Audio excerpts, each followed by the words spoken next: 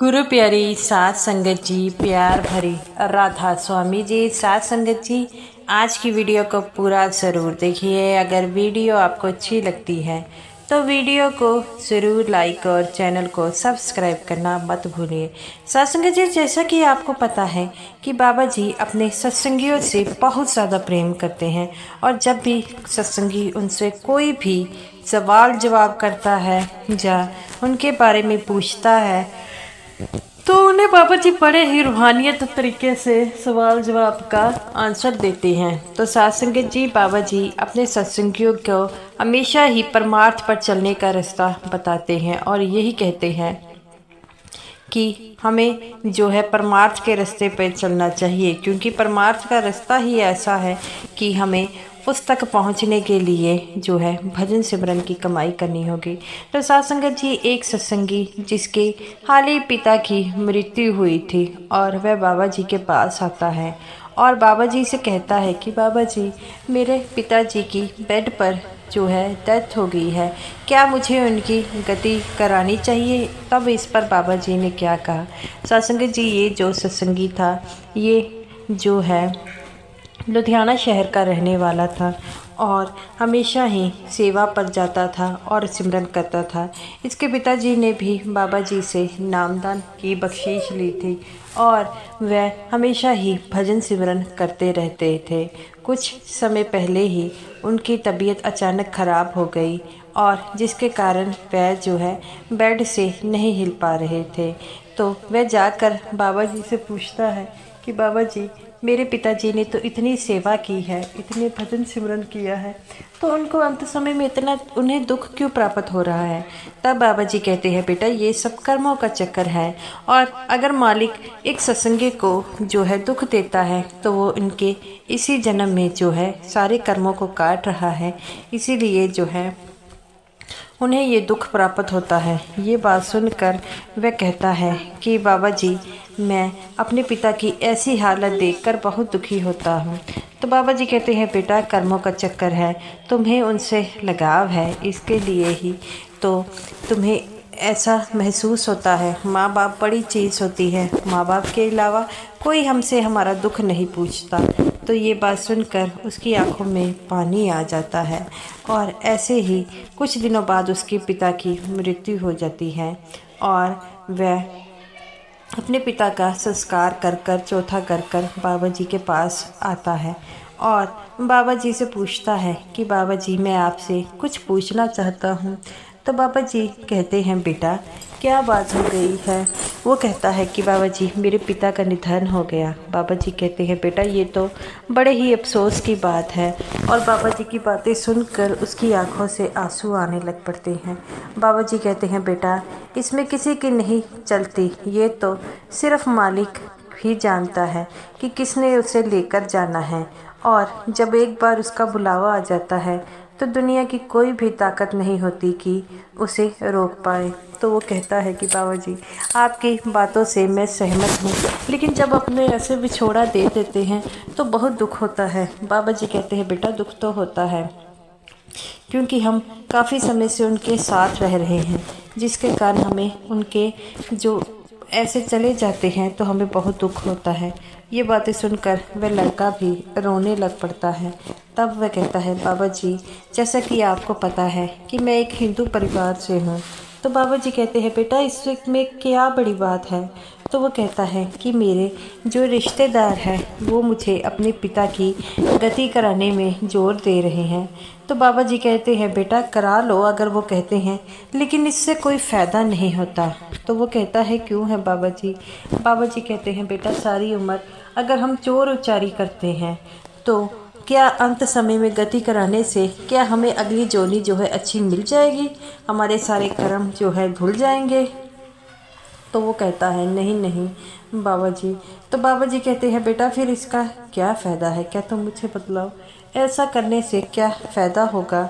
मेरी तरफ से तो तुम्हें कोई ना नहीं है, जैसा भी करना चाहो करो, लेकिन अगर एक तुम्हारे पिताजी ने जो है भजन सिमरन किया है तो उन्हें मालिक ही लेने आए होंगे, क्योंकि मालिक जो है अपने उस सत्संगियों को कभी नहीं जो है अकेला छोड़ते।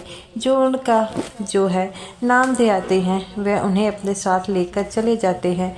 हमारा शरीर जो है मिट्टी का बना है, ये यहीं पर ही बना है और यहीं पर रह जाएगा। साथ जाएगी तो सिर्फ वो आत्मा, और उस आत्मा को ले जाने स्वयं ही वो परम पिता आता है।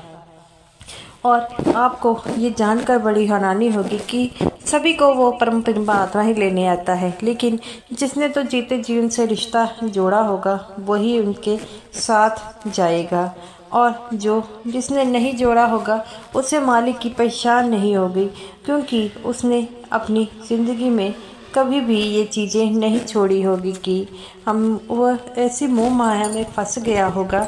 उसी कारण उसे उसी योनियों से दोबारा जाना पड़ता है। तो वो कहता है सच्चे पातशाह बिल्कुल सही कहते हैं। तो बाबा जी कहते हैं जब से सृष्टि बनी आई है, सृष्टि का ये रूल है, और हमेशा हमें भज जो है उस मालिक को पाने के लिए ही ये है जन्म मिला है। अगर हमें ये जन्म मिला है, अगर हम ऐसे ही व्यर्थ कर लेंगे तो इसका क्या फ़ायदा होगा। हमें तो जो जन्म मिला है उसे भजन सिमरन में ज़रूर लगाना चाहिए। तो वो कहता है कि मेरे जो परिवार वाले हैं वो कहते हैं कि इनकी गति ज़रूरी है, ऐसा ना करने से हमारे परिवार वालों को दोष लगेगा। बाबा जी कहते हैं बेटा, ये किसी ने आकर बताया है कभी कि उसे क्या मिला, उसे क्या नहीं मिला?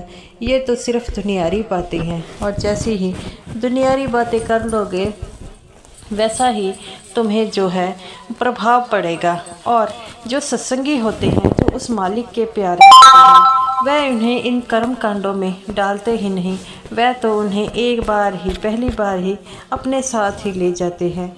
भय उनको होता है जिन्होंने सारी उम्र जो है 2 नंबर की कमाई की है और गलत काम की है, उस मालिक को याद नहीं किया।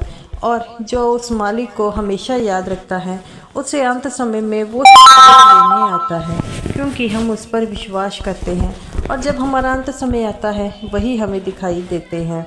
ये तो गति जो है ये एक शुरू में पहले समय में जो थी, लेकिन ये जब से सृष्टि बनी है तब से चला है। लेकिन कलयुग में जो है उन्होंने सिर्फ एक ऐसा जरिया बताया है जिससे हमें इस जन्म मरण के चक्रों से छुटकारा मिल सकता है, वह है नाम की कमाई से। इसीलिए तो कहा जाता है कि आपके साथ कोई धन-दौलत नहीं जाएगी, कुछ नहीं जाएगा, सिर्फ़ और सिर्फ उस मालिक का नाम ही है जो आपके साथ जाएंगे। और अच्छे कर्म कीजिए, क्योंकि कर्मों का हिसाब हमें देना पड़ेगा, इस जन्म में नहीं तो अगले जन्म में ही है।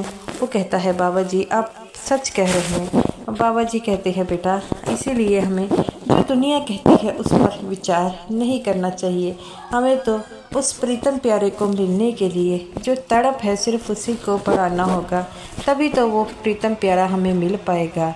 और अगर हम उसे नहीं मिल पाएंगे तो हमारा ये जन्म जो है विफल होगा। इस जन्म में काफ़ी जो से सृष्टि बनी है, क्या पता कितनी योनियों से निकलकर हमें ये शरीर प्राप्त हुआ है। अगर हम उस शरीर को ऐसे ही व्यर्थ कर देंगे तो हमारा फिर कब मानुष चोला मिलेगा इसकी कोई गारंटी नहीं है। और जैसी इच्छा रख कर हम जो है मरते हैं वैसी इच्छाओं का हमें फल मिलता है। इसीलिए तो कहते हैं कि जब हम बुज़ुर्ग हो जाएं तो हमें जो है इन जिम्मेवारियों से पीछा हटा लेना चाहिए और उस मालिक के नाम का जाप करना चाहिए।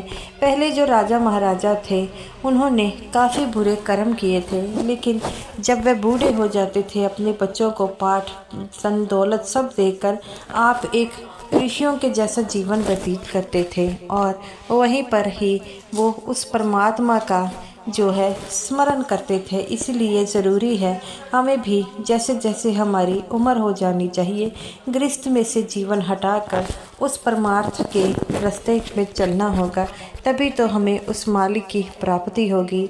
और अगर हम सारी उम्र गृहस्थ में ही फंसे रहे तो वैसे ही हमारा दोबारा जन्म होगा। इसीलिए तो कहते हैं कि हमें उस मालिक को याद करना होगा, उस मालिक को स्मरण करना होगा, क्योंकि जब उस मालिक को याद करेंगे तभी तो वह मालिक हमारे अंग संग रहेगा। तो वो सत्संगी कहता है, बाबा जी आप ठीक कहते हैं। बाबा जी कहते हैं, बेटा तुम समझ गए होंगे कि मैं क्या कहना चाहता हूँ। तो बाबा जी कहते हैं, बेटा इन व्यर्थ चीज़ों में मत पड़ो, सिर्फ और सिर्फ उस मालिक को याद करो। तुम्हारे पिताजी ने उस मालिक को याद किया है तो मालिक अंत समय में उन्हें ज़रूर लेने आएगा। तो इस बात का जो है अपने मन में कभी रोष मत रखो कि उस मालिक को ले जाने के लिए या उस मालिक जो है अगर हम उन्हें सच्चे दिल से याद करेंगे तो वह हमें ज़रूर ही ज़रूर लेने आएगा।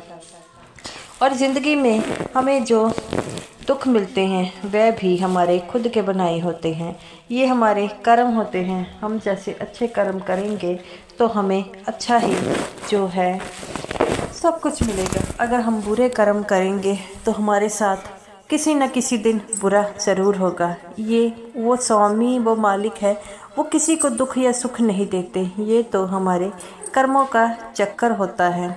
ये बातें सुनकर वह सत्संगी रोने लग पड़ता है और कहता है, बाबा जी आप हमेशा ही सही कहते हैं। बाबा जी कहते हैं, बेटा उस मालिक को याद रखो, वह मालिक हमेशा ही हमारे अंग संग रहता है और किसी बात की चिंता मत करो।